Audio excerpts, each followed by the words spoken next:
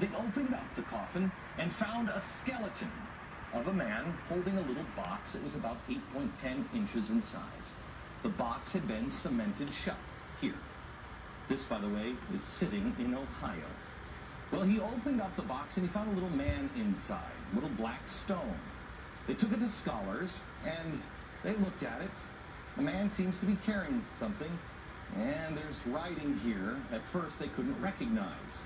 The writing is, they thought in 1860, some sort of Hebrew.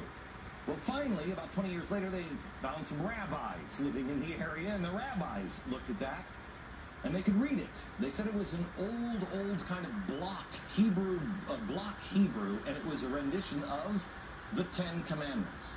Now, this is another piece. Block Hebrew. They said they'd never seen anything like it. Mainstream archaeologists at the time called this a hoax. But then in 1900, or just about after 1900, in Israel, they found the same block-style Hebrew writing. Mainstream archaeologists still dismissed the findings. They found it in Israel, and they found it in Ohio. But there was another stone that they found that they couldn't argue. This is the Bat Creek stone. It was found during the course of an official Smithsonian evacuation. The Smithsonian didn't understand the meaning of the writing on the stone. They thought it was Cherokee. Since it came from Cherokee country, they didn't realize that it's actually Hebrew. They had published this originally upside down. They threw it in a box at the bottom of the Smithsonian, put it in the basement. Many years later, a scholar took it out of the box, looked at it, and went, oh my gosh, it's upside down. It's Phoenician, ancient Hebrew. So what's going on here? What is that about? Where is that history? I'll show you in a few minutes, and we're going to have a conversation, and I'm going to show you some more things that the Smithsonian, science, government, commerce colluded to erase.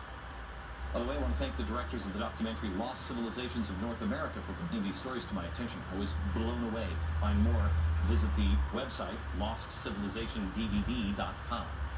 Here's the thing we should be asking ourselves. I don't know the story of these. Do you know that? Did you know that? Do you live in Ohio, and did you know that? Why not? Were the American Indians wronged? Yes. Yes. And that's what we focus on in America, is we were bad to the American Indians. Forget about it. It's in the past. The question should be the ones that the founders asked. Who are they? What knowledge do they have? Can you imagine the difference we would have now if we would put our differences aside and put our past in the past and concentrate on today and say, let's learn from each other. What do you have? What is that? What is that? When we come back, I'm going to be joined by Peter Lillback, who is, I've told you before, is one of my favorite authors. He's going to talk to me a little bit about the founders here.